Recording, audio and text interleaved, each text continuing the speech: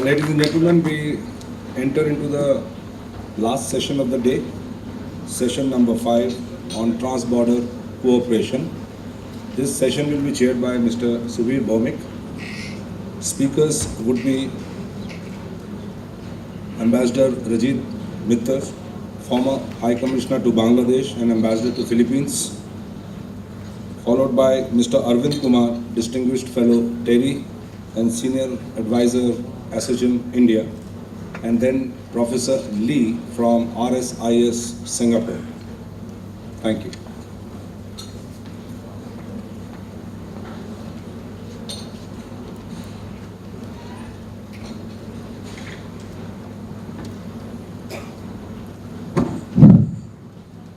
Thank you, gentlemen.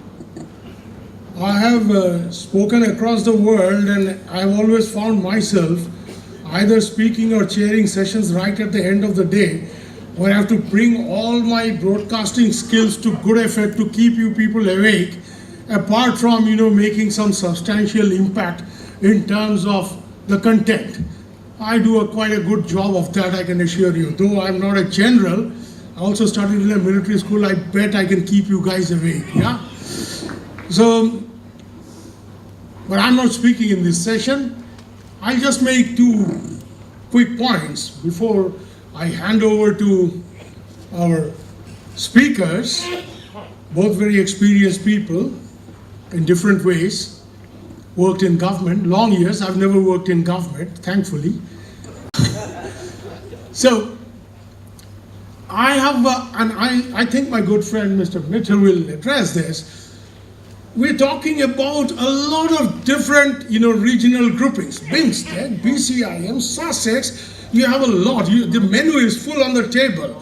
And I think the challenge for Indian diplomacy is to make sense, to prioritize these groupings. Now, for instance, Bangladesh is very enthusiastic about BCIM. The minister spoke about it in the morning. My good friend Amir Hussain Amu also, when he was in Agartala a few days back in the FICCI seminar, he also talked about BCIM. But you talk about BCIM, some people in India do get cold feet because of the C in it. The C stands for China. Oh, BIMSTEC is preferable because we are the big country in that grouping. The point is that we have signed into all these groupings. What do we do about it? Do we use it as a floor mat, some of them, to sit on it, or do we put it on our head? What do we do of this? As we say in Bengali, khave na pete bosbe. So this is a big challenge. And I'm fairly sure my friend Ambassador Mittal, who is very, very experienced, has worked in Bangladesh and Philippines, will throw some light on it. This is an important issue. The second thing about this whole issue about trans-border connectivity is perception, and that's where I think media comes in very, very important. You look at the India-Pakistan media war in the last 15 days, and you know what I'm going to talk about. This war is not fought, unfortunately or fortunately, by generals who are actual generals. These are fought by Generals Arnab Goswami, General Rajdeep Sardesai, General Barkha Dutt, and all these media warriors that India have, and surely they have a few like that on the Pakistan side. What I'm trying to say is, when you talk about trans-border connectivity, ladies and gentlemen, perception is extremely important. Now for instance, why has this whole thing between Bangladesh and Tripura kicked off so well? Because in Tripura, we don't see Bangladesh as a potential problem. Our hometown Agartala figures very prominently, as Nazirul Bhai will bear me out, and I'm not calling him His Excellency in the best tradition of East Bengal, calling him Bhai, is that Agartala figures in the history of the independence war of Bangladesh in very important ways. Without Agartala conspiracy case, I don't think the great Bangabandhu would be Bangabandhu, he would remain Sheikh Mujib. That made him a great leader. So what I'm trying to, but moment you go to Assam, you have a different problem. Bangladesh, oh, it's a problem. So these perceptions have to change. Before we get into actual mechanics of trans-border cooperation, I think it's extremely important to get our perceptions right. Is Bangladesh a problem? Is Bangladesh an opportunity? We got to be clear on that. these are the two important issues I think I wanted to flag off before I hand over the floor to the speakers. Ambassador Rajit Mitter, a good friend. He has been our ambassador, India's ambassador in Bangladesh and Philippines. Very experienced foreign service officer, has been involved with, I've been with him on the BCIM thing, stakeholder meeting and stuff like that. Over to you, sir.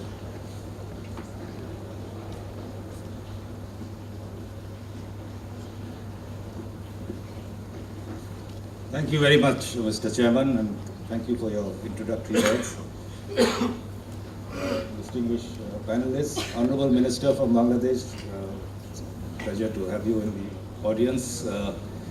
Distinguished guests, ladies and gentlemen, and students who have continued to show interest in this very important subject. One of the advantages coming into the last session is much that I had planned to say has already been said. So I will brush through some of those items and try and reach some conclusions. This session, I have been asked to speak on BIMSTEC, SASEC, and BCIM, sub-regional groupings. I think there is one more sub-regional grouping which is very active at the moment called BBIN. That's Bangladesh, Bhutan, India, and Nepal, which I will also mention in passing. But before we come to these sub-regional groupings, let me have a quick overview of our Act East, Look East, Act East policy. I think if you look back in the first decade and a half, we strove to get into the sort of pan-Asian architecture that was emerging, the trade, the economic, the security, and in that we were very successful. I mean, we became full dialogue partners of ASEAN in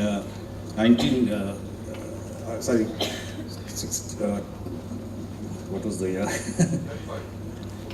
In 1996. And then we started our annual summits with ASEAN in 2002. We joined the East Asia Summit in 2005 and Asia-Europe meeting, ASEM, in 2007. And if you look at some of the concrete agreements, we signed far-reaching agreements, free trade agreements with ASEAN, with Singapore, Malaysia, Japan, Korea, all in this period, 2005, 2010, in that period. So there was a lot of activity on what I would call a pan-Asian outreach. But subsequently, I think there's an equal emphasis on our immediate neighborhood, particularly under this present government. And there are several reasons for this. I think the first thing was that despite this Act East policy, very little has actually happened in integrating our own sub-region. It is now, I don't have to go into the details, but it is well recognized that SAARC has not been able to deliver on this, and many SAARC protocols that were close to finalization were scuttled at the last minute, and in fact have moved into the sub-regional platform. A very good example is the motor vehicles agreement, which has been signed now between BBI countries, which allows cars and trucks of each other's countries to travel across borders freely. I mean, it's not fully implemented as yet, but just a couple of weeks ago, the first truck from Bangladesh carrying Marks and Spencer's shirts was sent to Delhi, and it was an absolute seamless transit, with it being tracked by GPS. There was no checking at the border, and it has reached. So it was a sort of a trial run which has been very successful.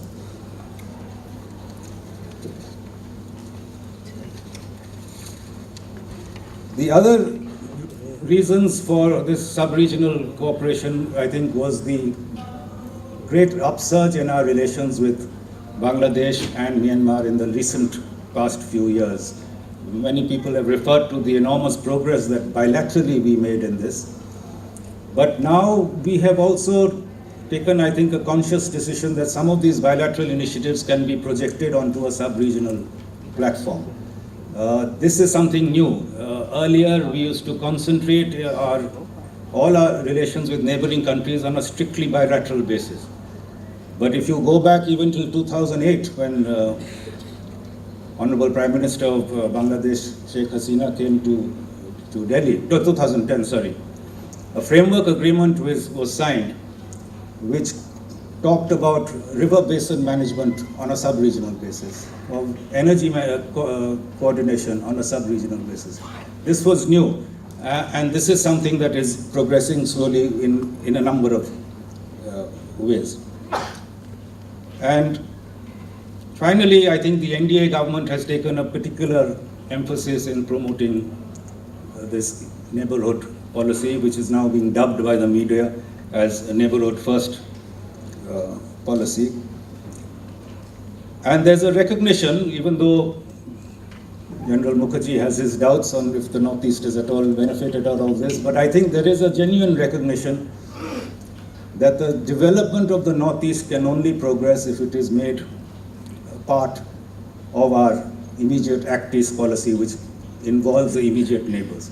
After all, pre-partition, pre-1947, if you take this entire sub-region, Bengal, the Northeast, what is today Bangladesh, and parts of northern Myanmar, and of course even Bhutan and Nepal to a large extent, this was one integrated economic unit, which was rudely broken up in 1947, and even more so after the India-Pakistan War of 1965, when all the rail links were disrupted.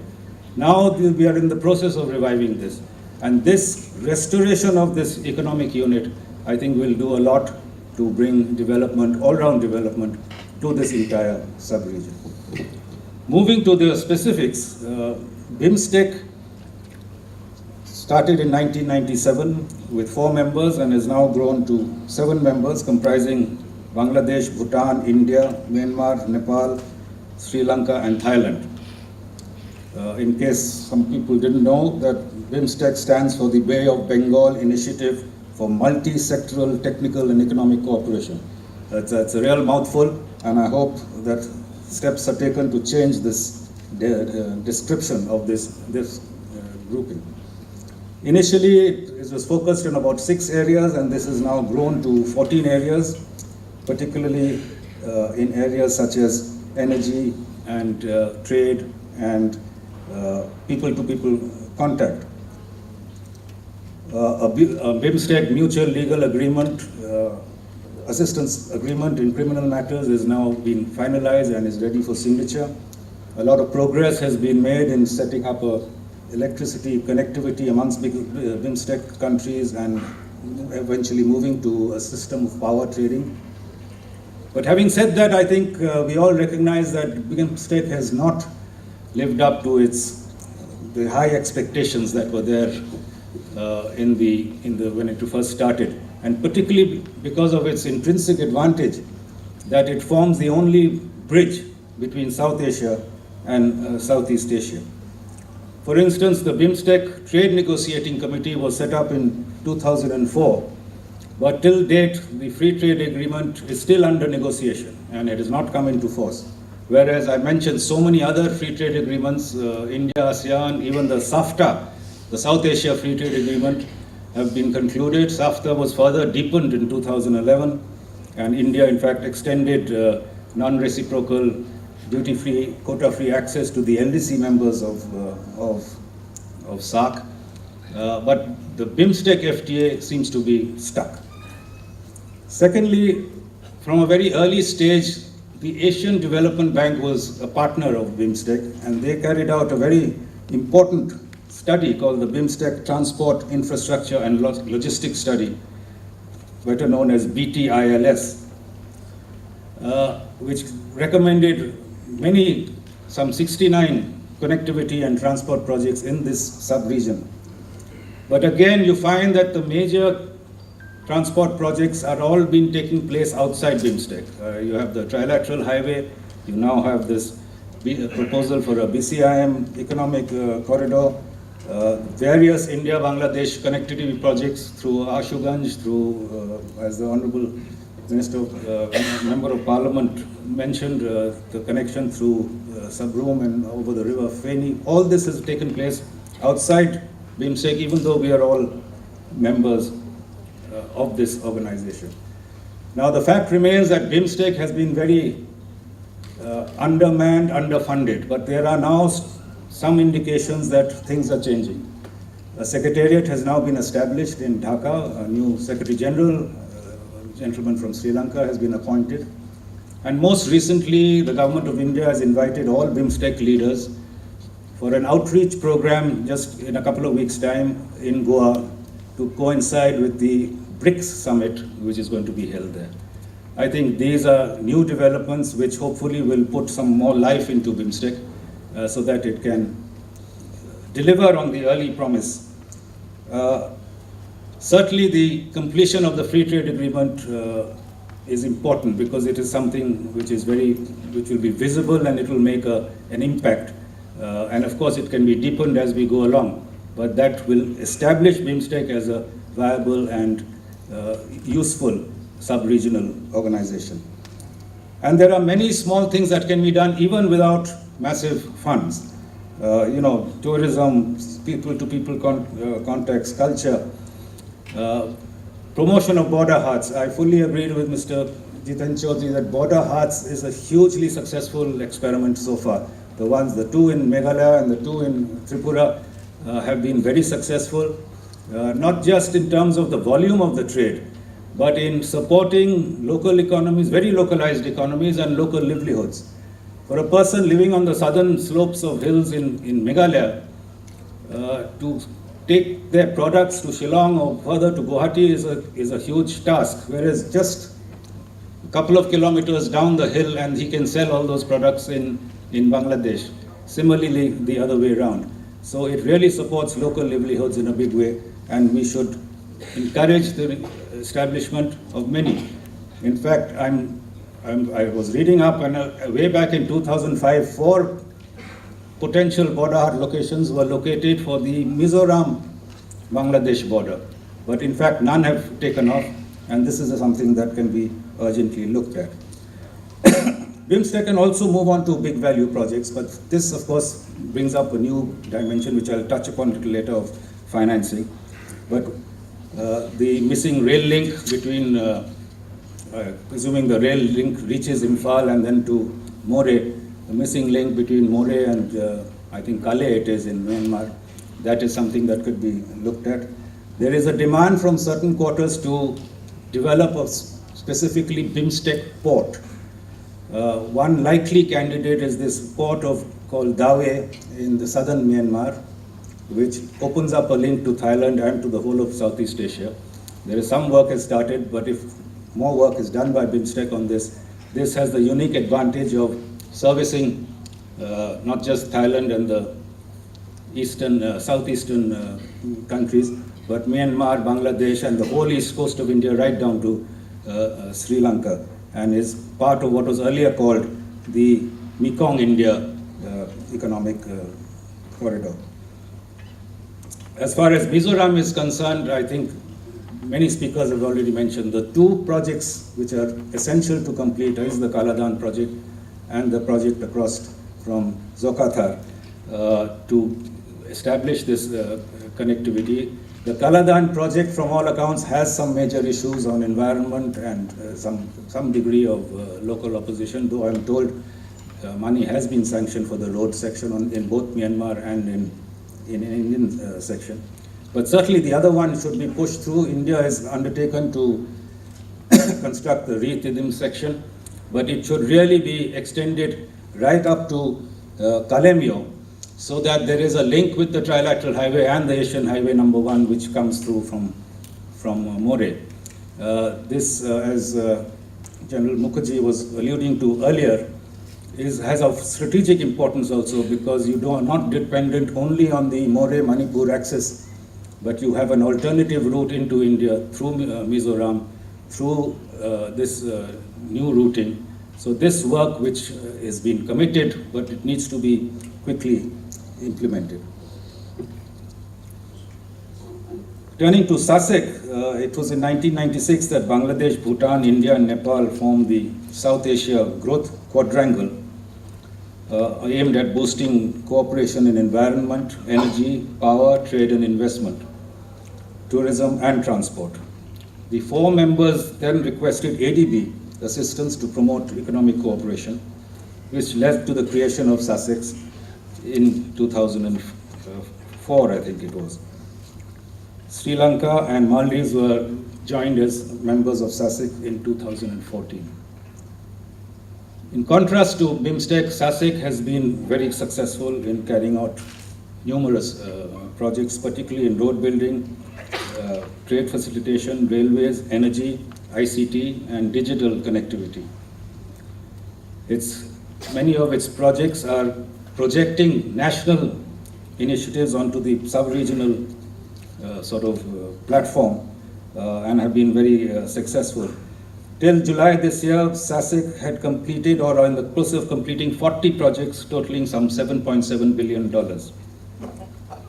SASEC has just come up with a very ambitious program for the years 2016-2025. The report was released just about a week ago, and it's worth looking at those who are interested because it lists many projects in this sub-region, and it's laid out some very good strategic objectives: enhancing physical connectivity through multimodal transport systems, following a comprehensive approach to transport and trade facilitation, enhancing electricity trade, which will lead to an expanded and diversified energy supply, and promoting synergies between economic corridors being developed in individual SASEC countries.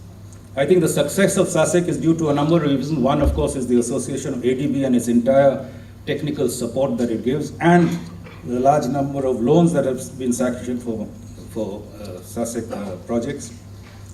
The other great feature of SASEC programs is that the hardware and software aspects of all projects have moved in more or less in tandem. When on one hand you're looking at improving border infrastructure, but SASEC programs have covered extensive training of customs officials on how to minimize the border formalities so as to make business so much easier. So SASEC is in a unique position to plug missing links, to find where the shortcomings are, because they have the money, they have the expertise, and they have the support of the governments. So it is a useful vehicle to implement sub-regional projects. Lastly, BCIM is something very new. This is a proposal to link Kolkata in India to Kunming in China through Bangladesh and Myanmar, and it promises development for the entire sub-region. This proposal is actually rooted in the deliberations of the BCIM Forum, which was formed a long time ago, a Track 2 initiative in 1997. But the specific initiative of an economic corridor arose out of the Chinese Prime Minister's visit to India in May 2013. A joint study group has now been set up and is currently engaged in formulating the outline of how this economic corridor can take shape. BCI may well be India's first transnational economic corridor, participation in a transnational economic corridor. The proposal brings together 4 countries with 40% of the world population, 13% of the GDP, and 10% of the world's surface area. It links 2 LDC countries, Bangladesh and Myanmar, with 2 of the world's largest and fastest growing economies, China and India. Its sub-regional footprint also traverses areas of relative underdevelopment, particularly the southwestern part of China and India's northeastern states and northern Myanmar. And there's the opportunity, therefore, for very comprehensive cooperation to cover not just trade and investment, but various other aspects, including sustainable development and protection of the environment. The economic corridor will have to be anchored on a primary route. No route has been agreed upon as yet, but a possibility is the route which was done in the BCIM car rally held in 2013, which is started in Kolkata, ended up at Kunming, through Dhaka, Sylhet, Silchar, Imphal, More, Kamu, Mandalay, and up to Kunming. The cars went through very easily, even though sections of the road are bad, particularly the sections between Silchar and Imphal and the Bangladesh border and Silchar are in bad shape, but projects are underway to get them upgraded.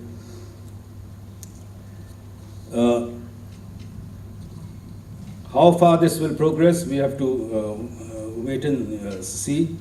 But it is a very bold proposal and requires a lot of work and a lot of coordination between different ministries and the different local players.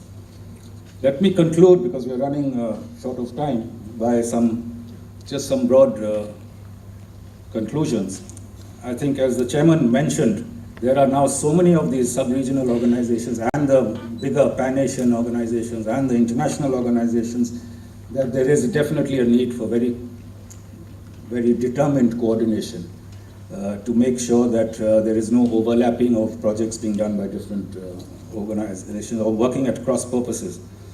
And this is a responsibility not just of the central government, I think also equally of the state government, so that missing links and gaps are pointed out and rectified before it becomes too late and the contradictions don't arise.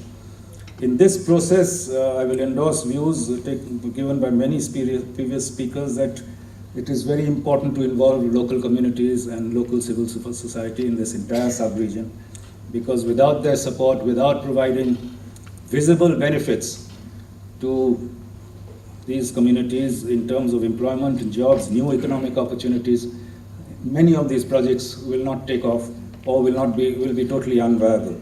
So it's important to plan in a holistic way so that, like economic corridors and all, actually deliver diversification of economic activity in the Northeast and actually deliver on new jobs and new production hubs and cross-border value linkages. Finally, the Northeast must remain central to all our sub-regional initiatives. I think I have mentioned how it's important to deliver actual benefits to the people of the region and to elicit their support. So I'll stop at that. Thank you very much.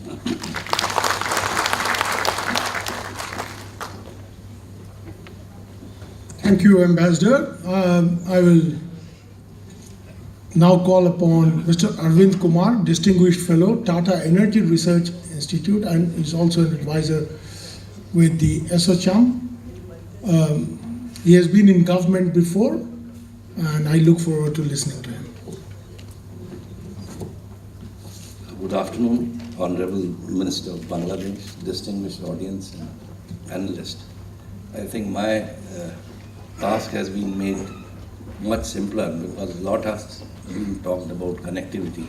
So instead of connectivity, I will speak on logistics, and I will speak a little bit on trade and investment.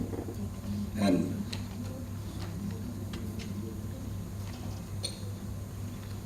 this is a timeline of how our relationship with ASEAN has evolved over time.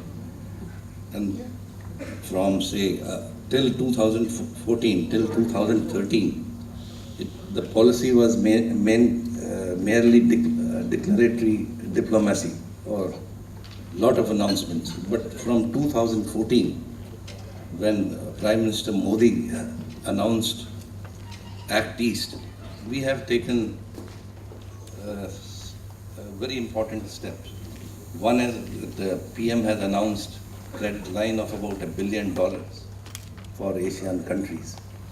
And most recent is creation of 500 crore of project development fund for Vietnam, Laos, Myanmar and Cambodia.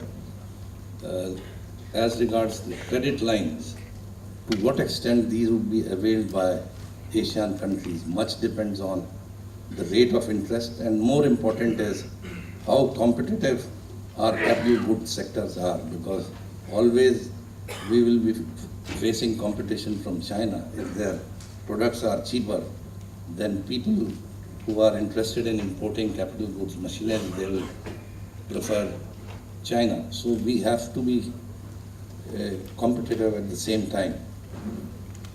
Now, the three important elements of Act East policy are: one is culture, which is nothing but soft power.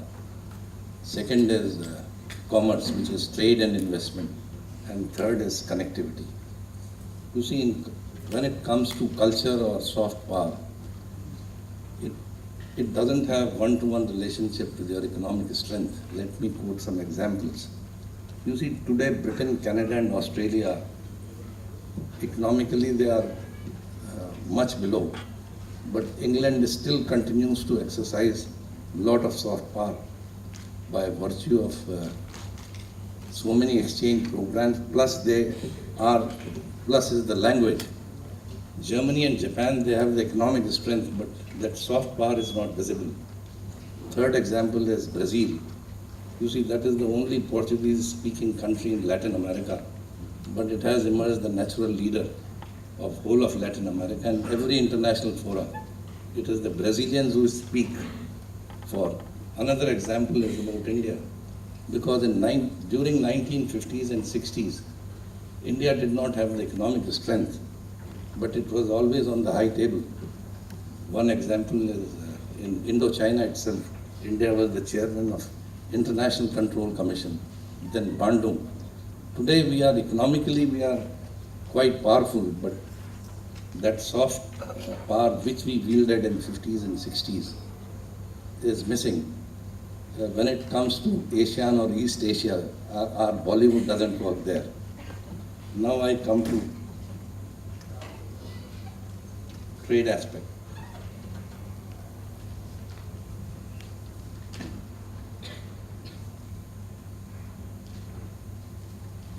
This table gives a comparative picture of size of ASEAN versus India. Because in economics, there is one theory which is gravity model. Trade between two countries is directly proportional to the size of their economies and inversely proportional to the distance. If we go by this logic, then there should be a lot of trade between India and ASEAN. This has happened. So over the years, India's share in total exports to ASEAN is now 10%, but in imports it is much higher. But if you look the other way around, in ASEAN, India's share in ASEAN imports and exports is somewhere around 2%. And you see, this is an asymmetry, because whenever you are on the negotiating table, like India's relationship with, say, United States, about 13-14% of our exports go to US, but they constitute less than 1% of their total imports. So if you have a very big exposure to a particular country, if there is a friction, then you get the hit. So this is one aspect. This is reverse in case of China, because in just over one decade, today China accounts for almost 14% of ASEAN's trade. And that's a very important factor, because you see, then a country with whom ASEAN has so much exposure calls the shots. The other worrying factor vis-a-vis India ASEAN is the growing trade deficit. It has grown almost 30-fold from 500 million in 2005-06 to almost $15 billion in 2015-16. But here I would differ, because one should not look at the trade deficit, because you see, trade is not a zero-sum game.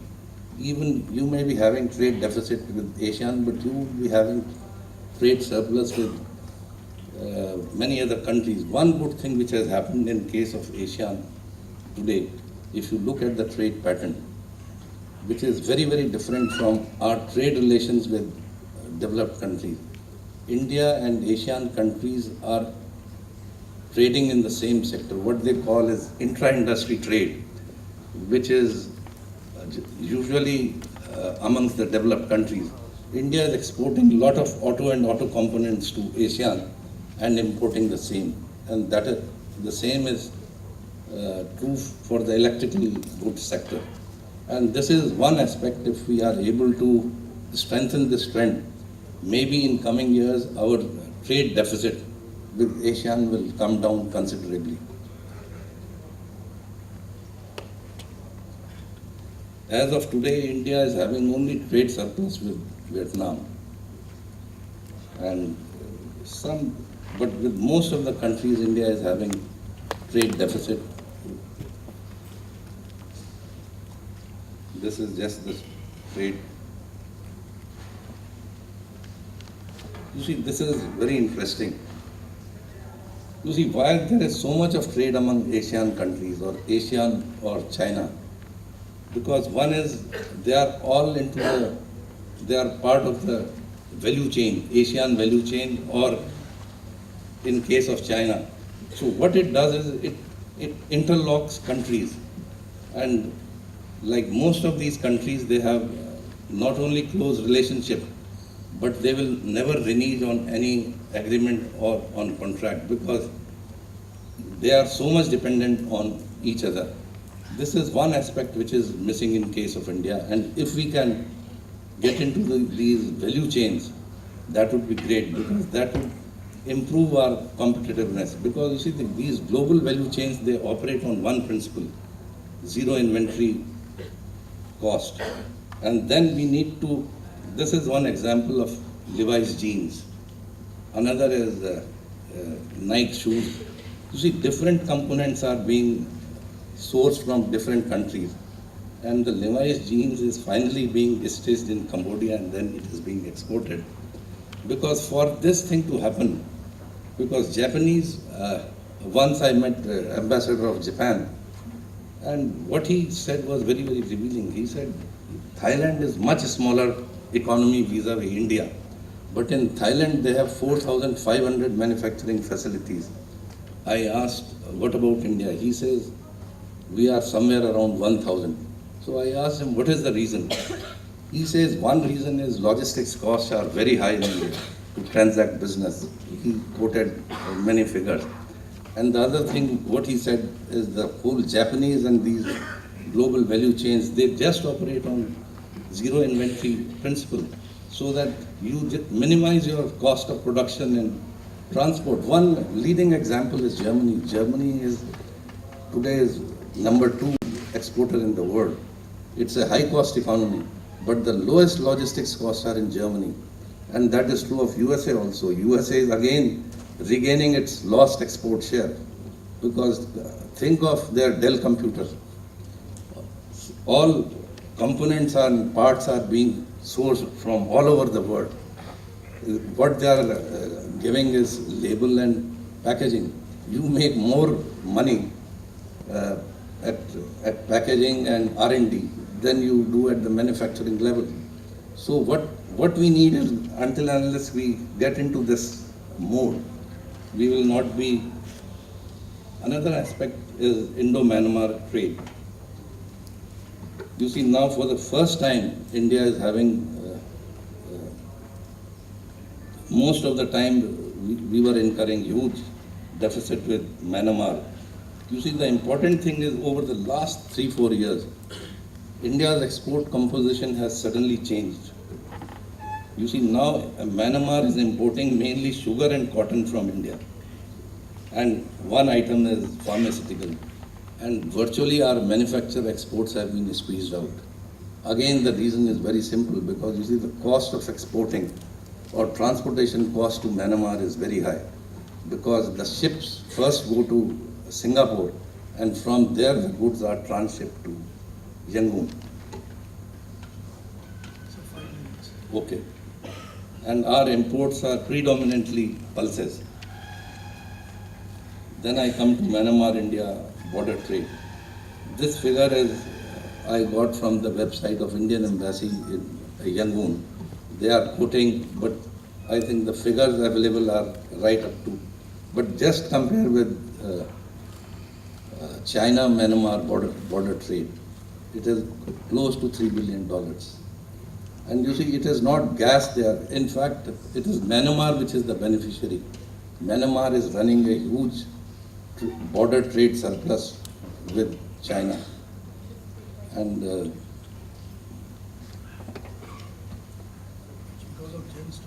no, it is basically now exporting food items. You see, this is, now pictures are more revealing. This is their famous border check post ruling. Yes. Now look at our border post, or More border. You see, you need a different, and we are talking of trade with, border trade with Myanmar. You see, the load bearing capacity of More Road is not more than six tons, because this was long time back from Ministry of Road Transport. We were sent, and we told them load bearing capacity is so low that you can't move. And at that point of time, we estimated to upgrade this road to 2-lane will cost per kilometer somewhere between 12 to 14 crores. So you see, other problem is money. And this is one area where I think BOT will not work. But you see, the road which connects Yunnan province, surprisingly, it is on BOT basis. And the reason is simple. When you are moving freight worth $3 billion a year, you can very well recover money through tolls. So first thing we have to do is, if we want to push our border trade, is we improve the road condition. We ought to have testing stations there. And one great benefit which we can get is, you see, Northeast is rice deficit area. And most of the FCI rice which goes to Northeast is being sent either from Tamil Nadu, Andhra Pradesh. And you see, it would be far cheaper to import rice from Myanmar. This was the model during British time. And one point I would like to make is that recently a very good initiative which the present government has taken is that allowing rivers, sea vessels to ply right up to Chittagong port. You see, this is the best and very, very cost effective. These are the small vessels. You see, the size of consignment to say Myanmar won't be very large. So it is better if we extend this protocol to Yangon also. And it would be far more cost effective to use this, because otherwise ocean going vessels are very, very expensive, and you have to transship cargo either at Colombo or at Singapore. So you lose when your cost of transportation is very high. You become uncompetitive. So I think this is one. And the other is logistics. I will give you some everyday examples. You see, in Delhi, if you go to any vegetable market and you come across imported apples being sold for 200 rupees a kg, whereas Himachal Pradesh and Uttarakhand, which are just, say, hardly less than 300 kilometers away, they are unable to sell their apples, because the reason is very simple.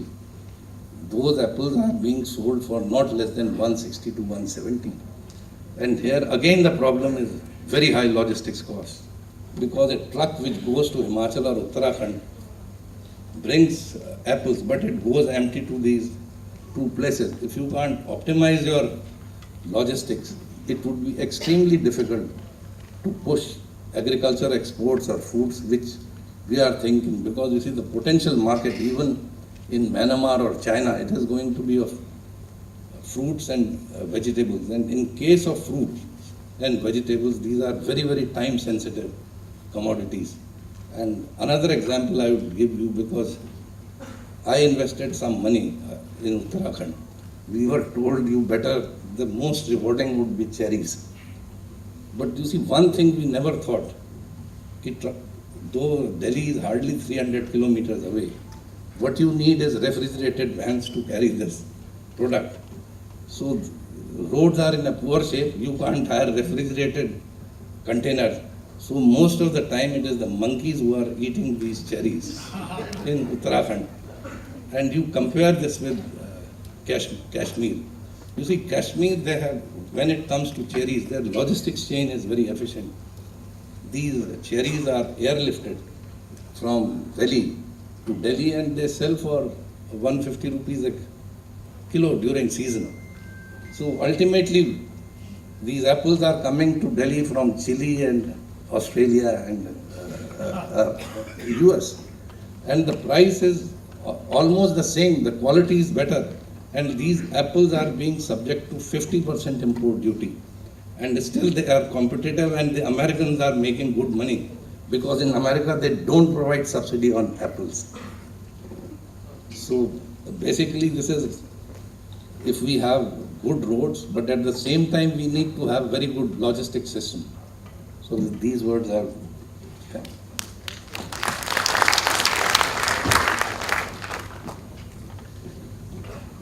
I'll now call upon Dr. Li Mingjian, I hope I've got his pronunciation right, from the Rajaratnam School of International Studies in Singapore. He's the last speaker of the day, if I understand correctly. Last but not the least.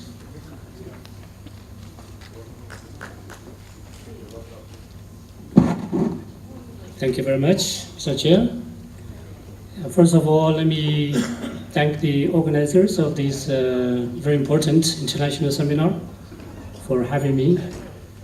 I'm really honored and pleased to have this opportunity to take part in this seminar and share some of the thoughts that I have. In the last presentation, you saw some of the photos of the border checkpoints of Yunnan province with Myanmar, and happy to see that I've been to some of these border checkpoints in China, in Yunnan, in Guangxi, in Liaoning, and Jilin, and Heilongjiang. And the last one I've never been to is Xinjiang. I'm planning to do that. It's amazing to look at this topic, the local governments in China's neighborhood relations. This is a research project that I've been undertaking for a number of years. In the past years, this dates back to almost 6 or 7 years. I started to participate in some of the forums like this in Yunnan province and the Guangxi region. Very often the Chinese scholars and their officials would tell me that people in Yunnan and other southwestern provinces in China are extremely enthusiastic about cross-border cooperation and sub-regional cooperation. But they also lament and complain that India is not active. India always says no, or doesn't say anything in some respects. So today's discussion and the whole event today tells us a different story. So next time when I go to Yunnan, I will scout colleagues in Yunnan and tell them that our Indian colleagues are actually as equally active and interested in cross-border cooperation as they are. Let me very briefly lay out the major arguments that I'm going to make in my presentation. I have 3 points to make, basically. One, as I noted a moment ago, the local governments in China's border regions have been extremely active, and I will also say effective, in pushing for cross-border and sub-regional cooperation. It's not just economic, but in many other fields. And there are perhaps certain things that the state of Mizoram or other states in the northeast part of India can learn or share with the local governments in China. And second point I want to make, here we're talking about Mizoram desiring to serve as a gate point or gateway to Southeast Asia. When you attend similar activities in China, in Yunnan for instance, people use exactly the same language. They also argue that Yunnan wants to be a gateway to Southeast Asia and even South Asia, even Indian Ocean. So that drives me to think that perhaps when governments in northeast part of India are contemplating policies with the neighboring countries, it would be a good idea to bring in the China factor or Yunnan factor and work together. Because, well, as we understand, the Chinese actors, local governments, business sectors, etc., are actually involved in many activities in Myanmar, in Bangladesh, in Nepal, Sri Lanka, and of course other mainland Southeast Asian countries. So we wanted to avoid a situation in which you have two roads that run parallel but they don't cross, or two railways that run parallel that don't cross, or industrial clusters that are competitive in two areas that are in short distance. So we want to avoid some of the overlapping policies or activities and waste of resources. And third point I wanted to make is if indeed it is necessary and helpful for China and India, the two biggest players in this region, for transporter cooperation, we may need to think about this question in how to conceptualize regionalization and regional integration, and how to come up with better institutional facilities or institutional designs to help all these different initiatives and cooperative projects to be more effective and efficient. Okay, I will very briefly talk about the local governments in China's border regions. I have used this term, local liberalism, to describe the policy and policy trend of the Chinese local governments in China's neighborhood relations. What I mean by local liberalism, basically what you see from these initiatives, activities, and policies of local governments, you see very strong desire for cross-border cooperation, trade, investment, energy, people-to-people, education, etc., and now expanding to many non-traditional security areas. In a few minutes, I will elaborate a bit on what Yunnan government and the Guangxi government have done in China's relations with Southeast Asia. But let me mention a few examples here. A few years ago, I visited a border checkpoint in Tengchong County in Yunnan. We arrived there at about 10 a.m. in the morning. And the moment you get off the car, you see truck after truck of goods coming from the Myanmar side into China.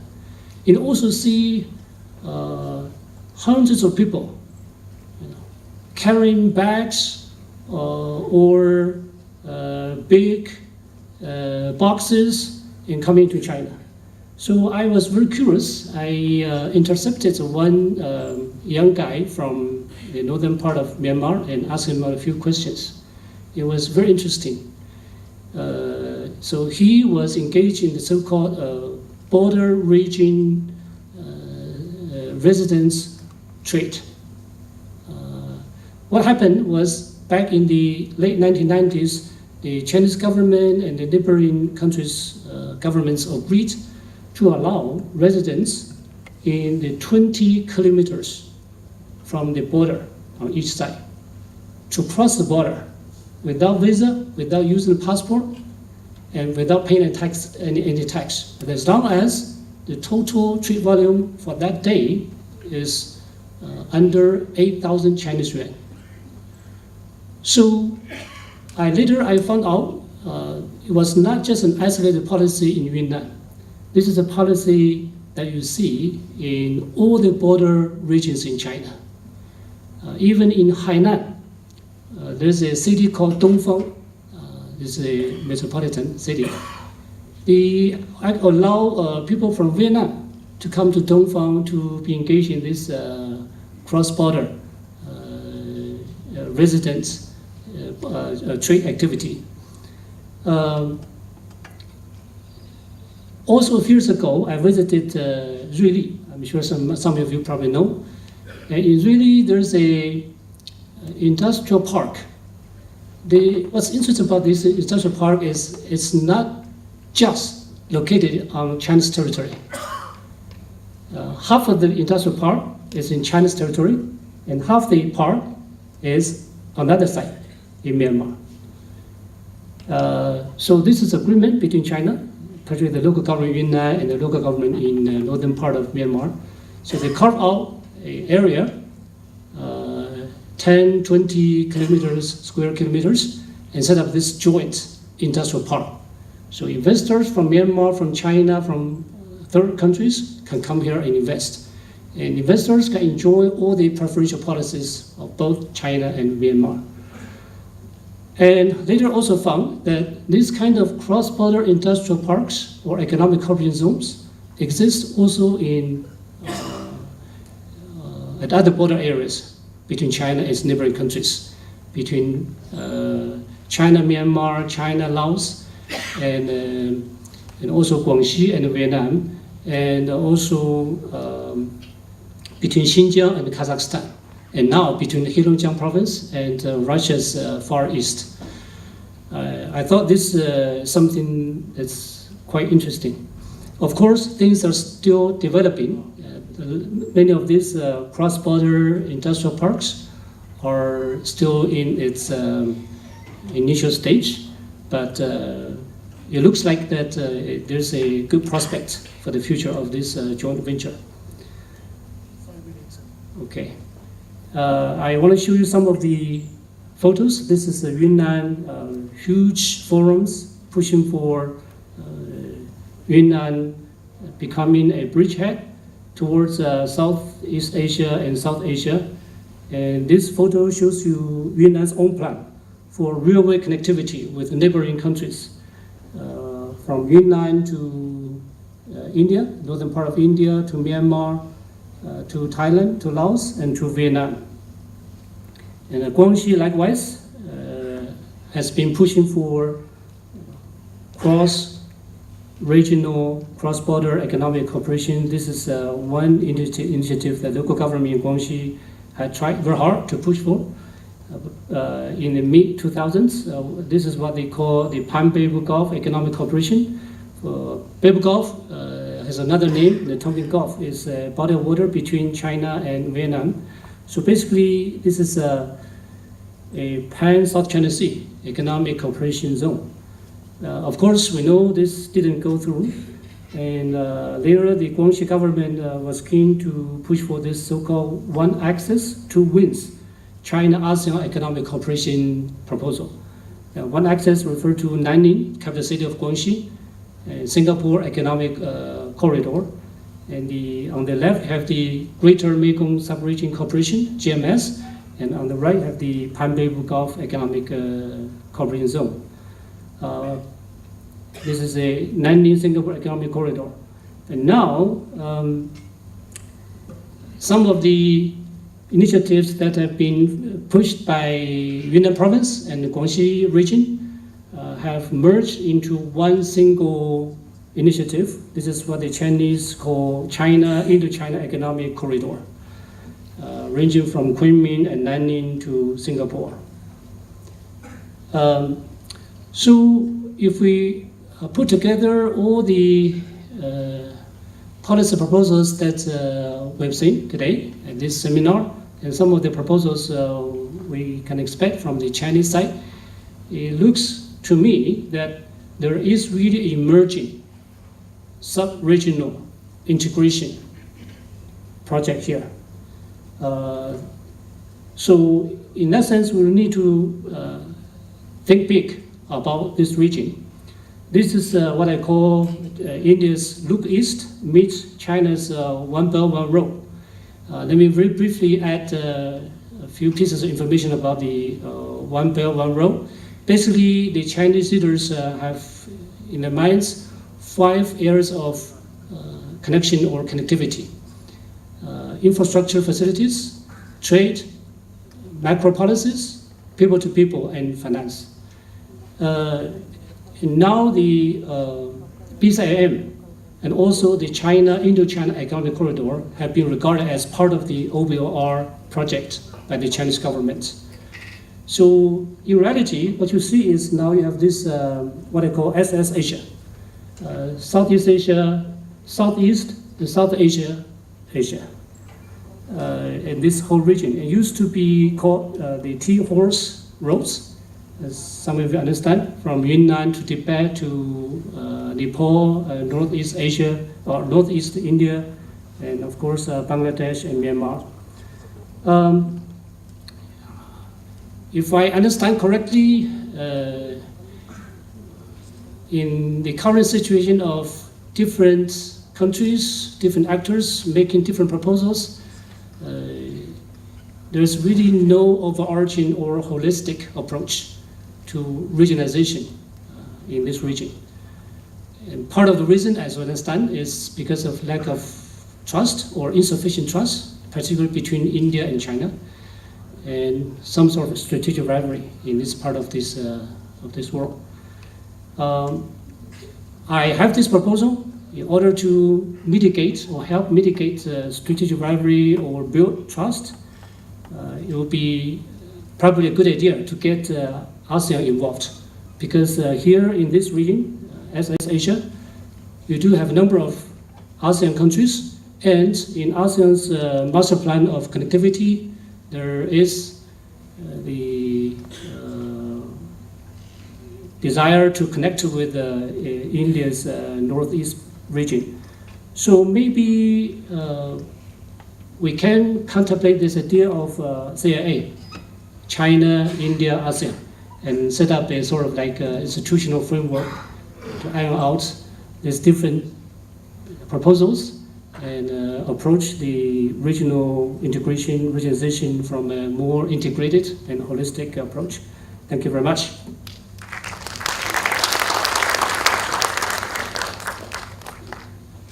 Thank you, Mr. Lee. Brought up a very, very interesting point, which actually bears a lot of significance to the entire spirit of this current seminar, which is if China and Chinese provinces can take so much initiative to push their own agenda within the broad framework of the national foreign policy, why can't Indian states do that? Now, is it just a question of lack of initiative on the part of the Indian states?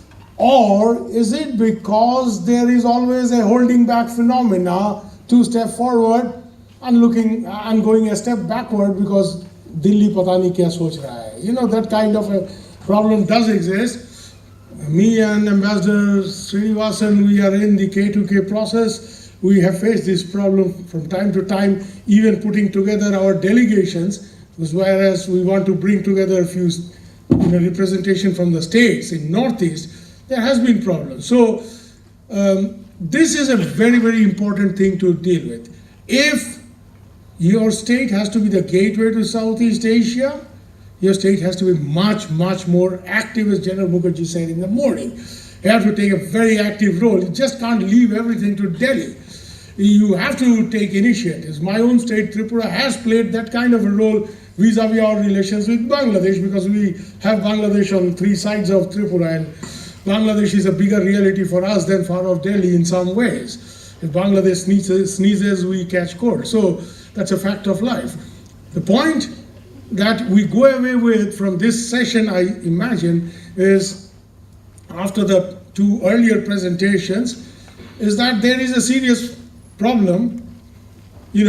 When India gets into so many different groupings, do we have enough foreign service strength, staffing, to handle so many different committees and subcommittees coming out of each of these groupings?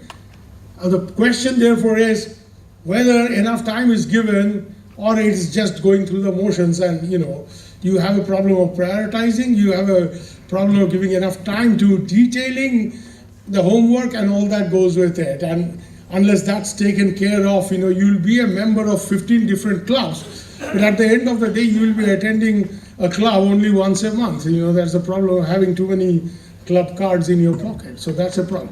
The second thing is the one raised by our friend, is what do Indian states need to do? What should be their role in national foreign policy? Is foreign policy, is it not too important a business just to be left to Delhi? This is the time to question it. This is the time to have a change of outlook both in Delhi and in the states. Because if you just leave it to Delhi, they are happy handling it themselves, and I know it for a fact.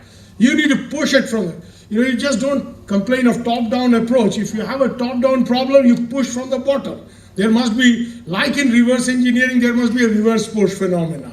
That works. In many, many cases, it does work, and especially at a time when we see coalition governments and things like now, of course, we don't have one, but states become very important. Sometimes, of course, for the wrong reason, as we have seen in the case of Teesta and others. Very wrong reason, states put their wrong foot forward and create problems with friendly neighbors.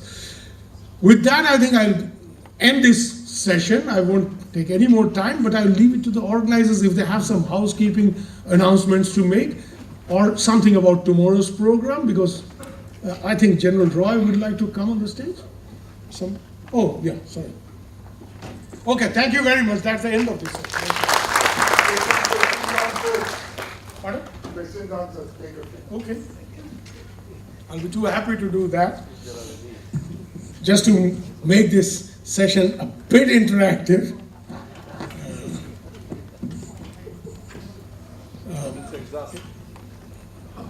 The floor is open, gentlemen. Ladies and gentlemen, I'm sorry. I am gender conscious, don't worry. So, yeah, okay. Will you just give me your name and ask the question? And you got to be loud because I can't see a microphone anywhere near you. Oh, there is one. Okay, good. Hello? Okay, it's working. Thank you, sir. Congratulations to the organizers. It's very interesting, and actually, I have many questions, but I think I have to also maintain the time constraint that you have already mentioned.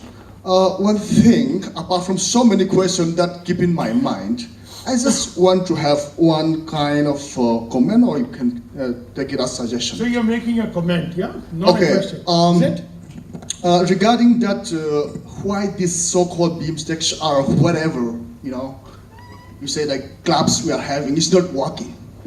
For that, I think I have simple suggestion. For example, if we have kind of MOU of the Mizoram University and University of Singapore or Chinese or whatever, maybe Myanmar University, so that based on that memorandum of understanding, I think this kind of thing can be go on in a more systematic manner.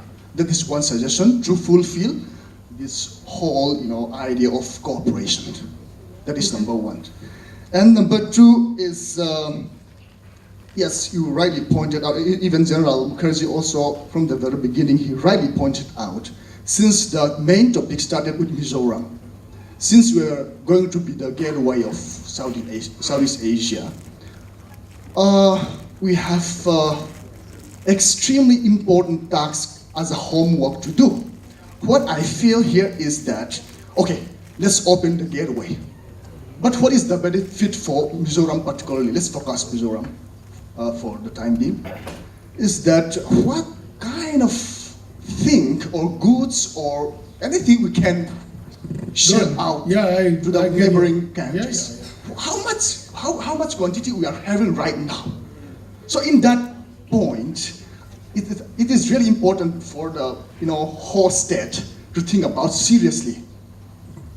So for that, I think how many decision makers here still listening this program. So that is the big question. Like if you can put forward this question again to the. I'm sure the organizers are taking note of that. Okay. Anybody else? Can I have also? Yeah, why not? Of course, thank you, sir, for giving me an opportunity. So the last presentation, Dr. Lee Mingjing, he has mentioned local liberalism. So I want to know more about this local liberalism. Out here in India, we have got local self-government based on 73rd and 74th Constitutional Amendment Act. The locality, they have got a freedom to formulate development plans and all. Then we are adopting bottom-up planning and all. I don't know. This kind of similar thing is, referred by him through this local liberalism. That's what I want to know. Thank you. Can Professor Lee answer that? Sure. Local is Would you easy mind to standing understand. up, sir? Would you mind standing up? So local is an concern, right? So we talk about local governments. The term liberalism refers to economic policies. So basically, you look at the local governments in China. They are all for liberal external economic relationships. Open up the border, try their very best to attract foreign direct investment, and make investments in other countries, and open the border for trade, for exchanges, and all that. So that's what I mean by liberalism. So the implication for Mizoram is that I've been very attentive listening to all the presentations today. I never heard anyone using the term open up. So I share with you this experience in Yunnan and Guangxi as well. For the first few years, when people in Yunnan were trying to work on this gateway strategy, they were very excited. And at the time when they realized they were quite successful in terms of building a gateway for Yunnan towards Southeast Asia, they realized that actually there was not much that the province could gain. It actually served as a transit channel for other provinces, Chongqing, Sichuan, and Hunan, and other provinces. And those provinces, they use the railway, the roads, and sell goods in Southeast Asia. So there's no tax you can collect. There's nothing. So if you are only interested in becoming a gateway, you will certainly provide some convenience for your local businesses. But in the end, the gains that you will get from this gateway will be limited. So you really have to open up, think big. So later, people in Yunnan, for instance, realize that you have to set up industrial parks. You have to get foreign direct investment, etc., etc. Thank you. Yeah, actually, if you understand correctly, just give me a minute. Ambassador Srinivasan wants to make a point, I suppose. Can the mic be brought here in front? But briefly, I'll just say one small thing, which is that China went about it very systematically. First, they, as a part of their Western development, they developed the capability, the productive capability of the Western provinces. Then they started the bridgehead strategy, opening up to the rest of the region. You just have a gateway where you will have container trucks from Calcutta oozing through your state, going into some neighboring country. What does your economy gain? You sell some food, you sell a pan or a cigarette to the truck driver, that's all you make, you see? So it's very important to develop your own productive capabilities, because you just have a gateway. What are you going to send through this gateway? But I'm sure Ambassador has some point to make on this. Yeah, not on that specifically, but I want also to ask Dr. Lee a couple of questions. One is that I'm getting a little bit confused with what is meant by border trade. Now, what does he mean by border trade? Because when he speaks of such large entities, warehouses or markets on the border, etc., I think that's not border trade as we understand it. As we understand it, well, and there are people who can define it better than I can, but border trade is, when you speak of rules of origin, it means that border trade relates to trade of items actually produced on the border. So I think there's a confusion here. Secondly, in terms of the maximum amount of money that can be transacted, you mentioned Yunnan having a situation where everyone can cross the border freely. Again, depends on what commodities they're actually bringing, whether it's border trade or items from Yangon or wherever else. But they can transact business up to a certain amount of RMB, according to him.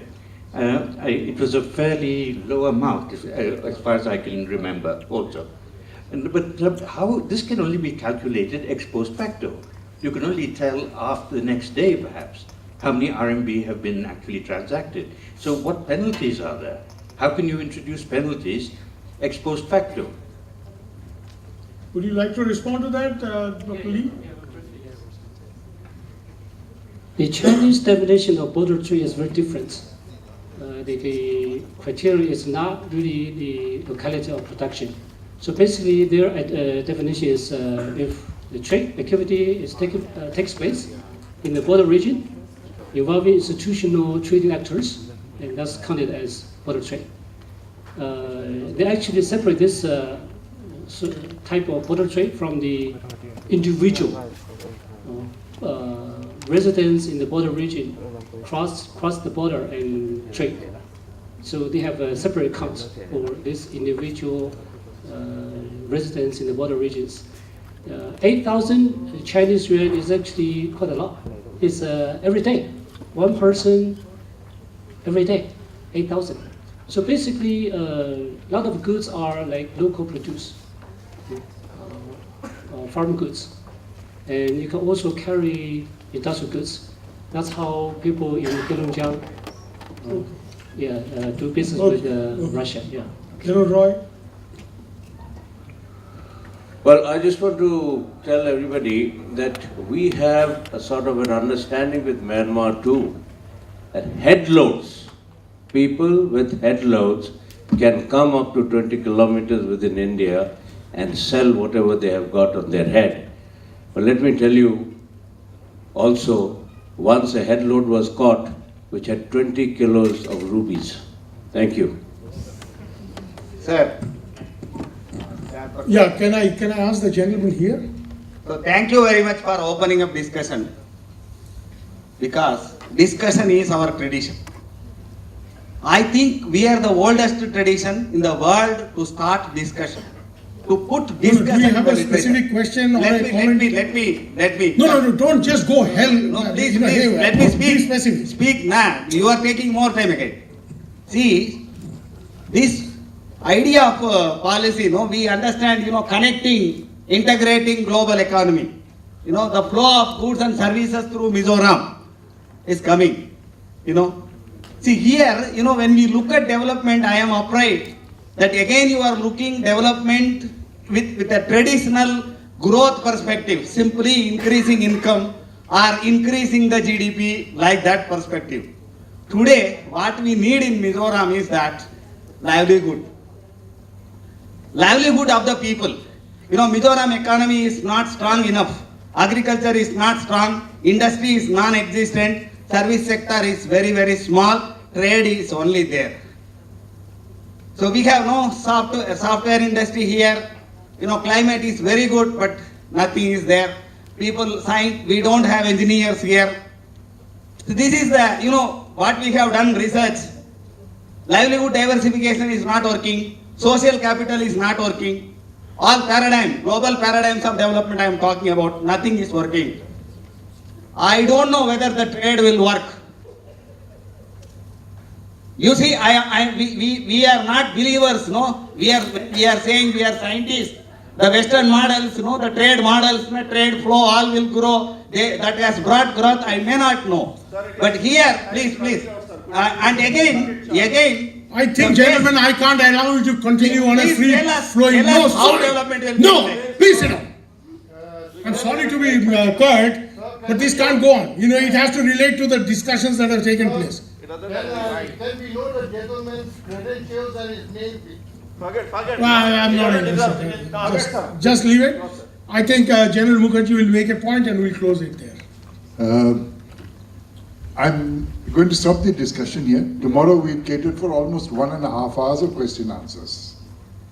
So I'm going to keep the question answer session for tomorrow. Before that, just a few administrative announcements. Tomorrow morning, instead of 9:30, we start at 9:45. Because the first item on tomorrow's session, we've already done, General Royce. So we start at 9:45 tomorrow. Tomorrow afternoon, His Excellency, the Governor gives his address. So I'd request maximum participation. But tomorrow, I think, is more important than today. Tomorrow, I really want questions, answers. And I really want views from all of you. I just have one or two very small comments to pass, because there seems to be a lot of misunderstanding. On the issue of border trade, whether you take the Mizoram border, whether you take the Myanmar border, whether you take Nagaland border, whether you take Arunachal border, the truth is, there is border trade. The truth is, the border trade is free.